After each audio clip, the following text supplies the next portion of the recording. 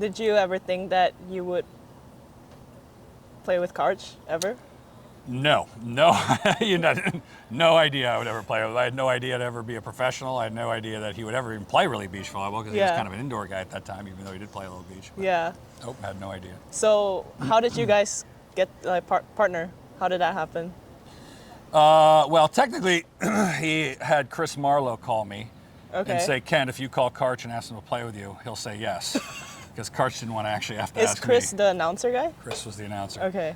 So Karch wanted to do that. So I called up Karch. I said, hey, Karch, you want to play with me? And he goes, yeah, I think that would be a good idea. Did he know you? Of course. We played on the tour together. Oh, okay. So at that time, Karch was playing indoor, and he had now transitioned to full-time beach. And he was having trouble breaking into the top. So the number 1 team was St. John and Randy. Okay. The number 2 team was Hovland and Dodd, and he was always number 3. Okay. So he kept a circle of partners rotating around to try to break into that top 2 or 1 because it was driving him crazy. As if you know Karch, he'd just start hitting himself in the head whenever he got frustrated. So he was always looking for a partner. Yeah. And I was the new, young, up-and-coming hot gun. So it's the same the way I described CBVA marching up the ladder, A, B, A, AA, AAA.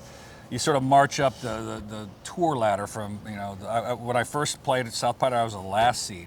So we were the 17th seed, we beat the 16th seed, so I got my first win, and then we played St. John, who got smoked. Okay, so then you try to get a better partner, you try to move up the rankings slowly. Well, there was in 1989, John Stevenson was playing with Pat Powers, and they were a good team. They would win some tournaments. Pat Powers is a great indoor player, Olympic gold medalist, and John Stevenson is a great defensive player, really strong. And Pat Powers got injured, and he hurt his shoulder, and he was going to be out for an indeterminate amount of time. So John Stevenson said to me, he said, hey, Ken, basically no one would play with him because no one wanted to break up their partnerships for an indeterminate amount of time. And so he says, hey, Ken, would you play with me? But here's the deal, I'm going to dump you the moment Pat Powers comes back. Yeah. And I said, hey, when you have an opportunity to play with a great guy like John Stevenson, one of the best players, you take it. Yeah. Like, I don't care if it's 1 week, 6 weeks, whatever, because you never know. Yeah. So we ended up playing, and then the second week we made it to the finals. And like everyone was shocked. Okay. It was like, who's this young kid? Out of nowhere. How old were you? I was, that was 89, so I'd been 21. 21, okay. So it was 86, 19, no, I would be 22, 22, yeah, somewhere around there, 21, 22. So we got to the finals, and everyone was shocked, like, who's this young kid? And then about a couple weeks later, I won my first tournament at Seal Beach, and everyone was like, holy mackerel. To describe it back then, not a lot of people won beach volleyball tournaments. Okay. All right, it was like, St. John Randy won them all. Yeah. Hovland Dodd won the ones they didn't win, and then rarely someone would pop in. So there would have been a 10, 15-year period where there might have been a handful of teams that won beach volleyball tournaments. So to have won one was kind of special and different. Yeah. So that was the next year, 1990, that Karch sort of reached out and grabbed me up from obscurity to play with him. How was it like partnering Karch? It's very difficult to play with. That's one of his problems. That's why St. John had a lot of success with him. He's very difficult to play with because he's very, very challenging. He's one of the, he's not that he pushes you, because everybody pushes you, but he's constantly chirping in your ear all the time. Like, he's going, ah! Like if you make a mistake, he just starts screaming, ah! Like, I got it, I made a mistake. And our styles kind of clashed a little bit. So our styles kind of clashed because he is a non-mistake person. He's old school at the time. You never make a mistake. Okay. Where I was the game was transitioning somewhat. So I was like a go for it guy. So I thought if you have to go for it in order to score points to win, and if you go for it, your error rate's going to increase. So I was more comfortable. So I might miss more serves but get more aces. So on balance, like they know that now with basketball. With basketball.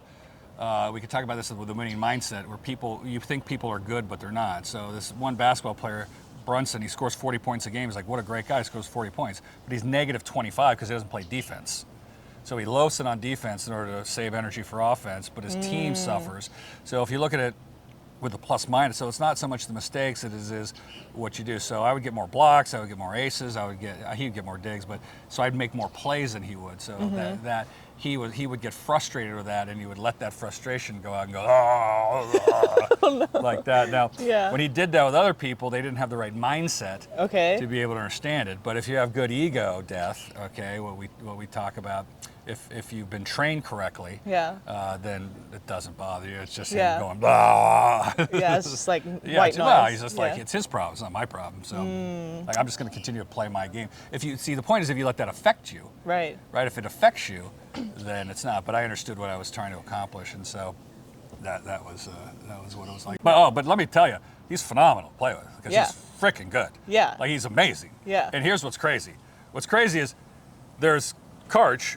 There's like super Karch and there's ultimate super Karch, where he just elevates to these levels and he makes plays. You're like, that's not even super. That's not even human. It's not even superhuman. It's beyond. I mean, he'll just elevate. Sometimes just elevate and go like let's do that every time. Right? But he'll get these balls. He'll dig these balls, which you're like, how did you get that? He's in the perfect position. So you take the good with the. So he's, everyone's a complete person. So I want to reiterate, he was awesome to play with because he was so damn good. Yeah. Like there's, like the two best players I ever played against, because I played mostly with Karch, were St. John and Emmanuel Orrego. Like those guys were phenomenal. But and then so when you talk about the Mount Rushmores, the GOATs, like all these people in there, you see what these people do when you're standing, 5 feet. Yeah. To the right of the guy. It's incredible. What did winning the Olympic gold with Karch mean to you on a deeper level? Well, something that I always wanted to do since I was 8, and I've talked about it and written about it. I was a young boy. I was watching the 1976 Montreal Olympics when Bruce Jenner won the gold medal. And I ran into my dad. I said, I want to be an Olympic gold medalist. And he's like, what sport? You were 8. My dad was an athlete, too. He was a track athlete at the University of Michigan. I was 8. I was so excited because he's like, it's not because he's running. He's like, he's won the gold medal, but he's going for the world record. Oh my God. I jumped off the couch. And so I said, I want to be the decathlete like Bruce Jenner. And so next morning when I woke up, he had an entire decathlon deal in our backyard, and eventually dug up a portion of the yard to put in a long jump pit for me. He was that into it. So I dreamed about it. I wanted to be an Olympic, but I chose a sport which wasn't in the Olympics. So I was like, I guess that's dream deferred, Well, then in 1992, 93, they decided to put the beach volleyball in the Olympics, and here I am, the #1 guy in the world. Yeah.